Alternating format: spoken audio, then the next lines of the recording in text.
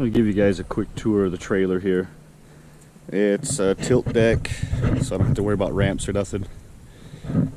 Double axle, rated at 7,500 pounds. It does have brakes on both axles, which is nice. Got my winch on it. It's a 9,000 pounder. And then my winch battery. And then also, I have this little wire right here, which is to charge my winch battery. So I just routed it over to here where it has the hinge point, and then it comes back down here. And I basically plumbed into this box right here, and I found the power wire that goes to my trailer brake battery. So anytime this trailer is plugged into my truck, it's also charging my winch battery. But also, I didn't know how it was going to do when I started using the winch. So on the end of this wire is a 15 amp, or actually I think it's a 5 amp self-resetting circuit breaker. And so if this tried to draw too many amps, and then it tries to charge off my truck while it's drawing, 150 amps for the winch, it'll pop that little breaker instead of trying to turn my 7-pin harness into a 150 amp trying to charge this thing. Anyway, I'll get this cover off, let you guys check that out. Here's that little circuit breaker I was talking about. Yeah, that's a 5 amp. So at least that way, if it tries to draw, I also have this fuse right here. This is a 300 amp mega fuse. But that way this entire thing is isolated from the truck, and if anything goes wrong, we have a fuse here to prevent it from burning anything down. And we have this little self-resetting breaker on my charge wire, which I've never actually heard that pop. Of course, I've never listened to it when I'm using the winch, but that may be something we'll have to do in the future, because I'm just curious. But I wonder if we don't put an amp clamp around this wire and then use the winch and see if we're drawing more than 5 amps, which would trip that little breaker right there. Anyway, we'll put the trailer back down. It is manual, but really it's not that bad. It works for what I need. And then you got these to lock it.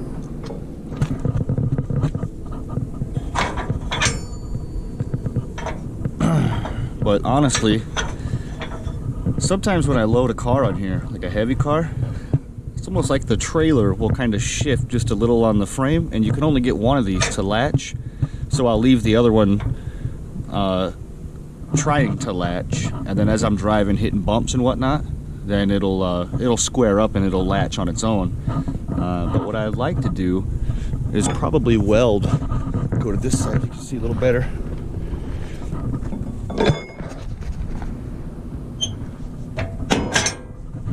I'd like to weld maybe some little blocks right here, so that when the trailer's coming down, a block up against this one and one on the other side. So if it's coming down and it's kind of tilted a little bit, it should hit that block and square the trailer up on the rest of the way down.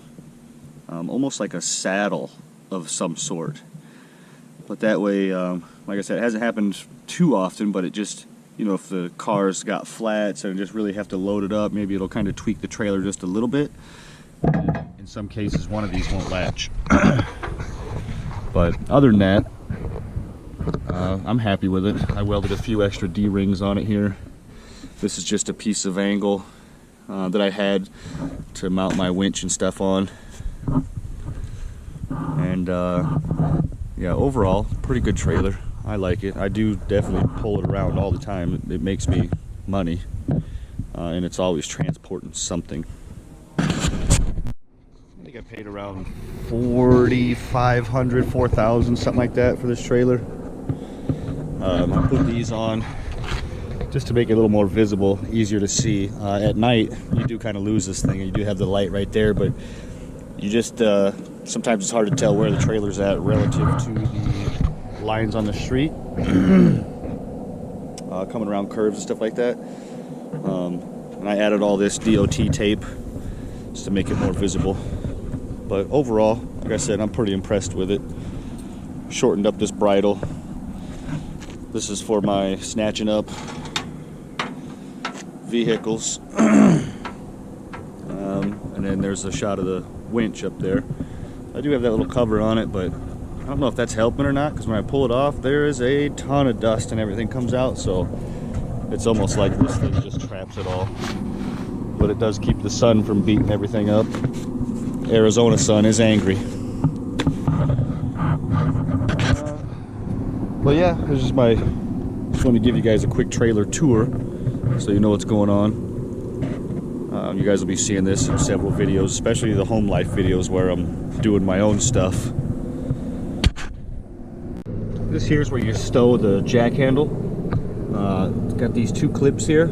This one broke, so what I need to do is I'm probably gonna have to get a super magnet and maybe epoxy it or something right in here just to help hold that, because my luck, that one will break and then I get wherever I'm going, jack handle's gone. I hate for it to end up in somebody's windshield or their grill or radiator or something.